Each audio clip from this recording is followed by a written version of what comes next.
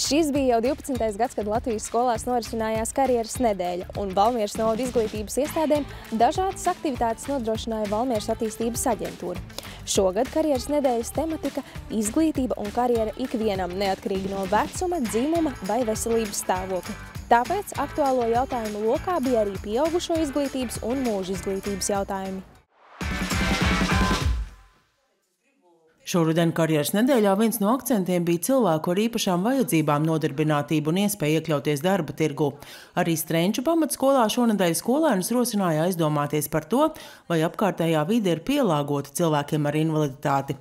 Ceturtdienas rītā 5. klases audzēkņi devās uz pilsētas bibliotēku, lai satiktos ar bibliotekāri Antru Elsi, uzklausītu viņas iedvesmojošo stāstu par to, kā jau pēc nokļūšanas ratiņkrēslā izdevies atrast sev tīkamu darbu. Darbs ir interesants, pašai nekad nelikās, ja man kādreiz teica, ka es būšu bibliotekārs, tad likās, nopietni, tad man likās, atceroties skolas laiks, ko bibliotekārs dara, sēž, tik iedod grāmatas, un tas ir viss, vai ne?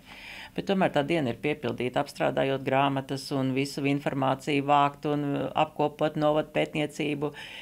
Tā kā ir ko darboties un visu, un tā diena ir piepildīta, kad, neman nemaz to, ka ir pienācis jau, kad ir darbdienas beigas. Antra bibliotēkā strādā jau 18 gadus. Nokļūsi šeit pateicoties subsidēto darba vietu projektam, kad tas noslēdzās piedāvāts palikt patstāvīgā darbā. Tolaik bibliotēka atradās citās telpās, darba vide iespēja robežās pielāgota, bet pārceļoties uz tagadējo ēku, par to domāts jau nopietnāk. Pie ēkas ir tas pacēlājs tajā galā un viss, un tā kā tiek nodrošināts viss, un arī tolets ir pielāgots, lai būtu cilvēkam ar īpašām vajadzībām, viss piemērots, jā, tā kā šeit, sūdzēties nevar. Sliekšņa pilnīgi nav neviena, nekur, ka ieskrienies no viena gala līdz otram galam un viss notiekās. Gribētos teikt darbdevējiem tomēr, uzdrošinieties, ņemiet cilvēks ar īpašām vajadzībām, godīgi sakot, vienalga kāda vai to darbā, jo es saprotu arī, pati man arī tas, jo vienmēr ir tā, novērtēt to doto uzticību, kas ir, to iespēju viss, un cilvēks darīs pēc labākās sirdsapziņas, lai viņu novērtētu. Ja pietklasniekiem vēl gana daudz laika domāt par savu nākotnes profesiju, tad šī mācību gada vidusskola absolventiem gan jau jābūt gataviem šim nozīmīgajam lēmumam. Pārgājusi valsts ģimnāzijas skolniece Rūta Krūzenberga atzīst, viņa savu izvēli ir izdarījusi. Dažus gadus atpakaļ izdomāju, ka es vēlos kļūt par uzņēmēju. Un tieši tad, kad es arī to izdomāju, tad es arī sāku startēt 10. klasē uzņēmējdarbības novirzienā savā skolā. Un uzreiz tad lēnām arī iegāju šajā visā te procesā un uzreiz arī iesaistījos Junior Achievement Latvija programmā, kur var izveidot pats savu skolānu mācību uzņēmumu. Un tieši šajā pieredzē es teiktu, ka es arī visvairāk sapratu, ka tas ir tieši tas, ko es arī vēlos darīt. Rūta bija viena no Valmieras attīstības aģentūras rīkotā karjeras izaugsmes pasākuma izstāsti diskusijas dalībniecēm. Tajā spried par to, cik nozīmīgi ir jaunu prasmju apguve jebkurā vecumā, kā nebaidīties no pirmās darba pieredzes, pārvarēt grūtības, arī par iespējām cilvēkiem ar īpašām vajadzībām iekļauties darba vidē un citiem izaicinājumiem izglītībā un karjerā.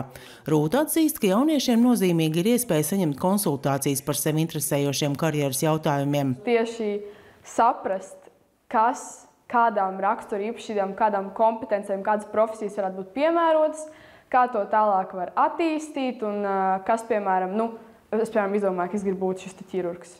Kas man tālāk jādara? Tikai Stradiņos var studēt vai kaut kur citur, vai tieši arī par studiju izvēlēm un vairāk tieši kā to attīstīt, kā to panākt. Diskusijas vadītāja karjeras konsultanti Jolanta Jasukēviča atzīst, ka individuāli konsultējošu pedagogu karjeras konsultantu Latvijas skolās varētu būt vairāk. Viņi arī dalās savā pieredzē, kas gūta darbā ar jauniešiem, un nereti secinājumi nav iepriecinoši. Pēc gadiem 10 mēs iespējams paliksim bez elektriķiem, bez santehniķiem un ārkārtīgi svarīgām profesijām, bez kurām mūsu dzīve nav iedomājama. Jo jauniešu interesi par šīm salīdzinoši fiziski arī smagām profesijām ārkārtīgi mazinās, lai neteiktu, ka zūd vispār. Popularizē jaunās profesijas, kur CNC datorizēto darbu galda operatori vai kaut ko, kas ir moderns un mūsdienīgs, programmēšana, datorsistēma tehniķi un tādas lietas, bet šīs ja tā var teikt, vecās vajadzīgās fundamentālās profesijas ir aizmirstas. Un es pat pieļauju, ka daļa jauniešu nemaz nezina, ar ko viņi īsti nodarbojās un ko tā profesija sevi ietver. Tur tāds neliels akmentiņš profesionālo skolu un tehnikumu dārziņā ka šīs lietas ir jāaktualizē. Karjeras konsultanti atzīst, ka mūsdienās arvien aktuālāki kļūst arī mūža izglītības jautājumi. Mēs dzīvojam tik ļoti mainīgā pasaulē, ka neatkarīgi no tā, ko mēs esam līdz šim mācījušies un kādu vecumu mēs esam sasnieguši, bet tikpat kā ikvienam no mums nāksies vai nu vēl papildus kaut ko mācīties klāt, vai iespējams pat mainīt profesiju, jo daudz profesijas izzudīs, nāks jaunas vietā. Speciālisti vērtē, ka iespēja mācīties ko jaunu vai papildināt jau esošās prasmes un zināšanas mūsdienās ir gana plašas. Tostarp Valsts izglītības attīstības aģentūra turpinās īstenot Eiropas struktūra fondu atbalstītu pieaugušo izglītības projektu. Iepriekšējā tā periodā mācības pabeidza vairāk nekā 76 000 dalībnieku.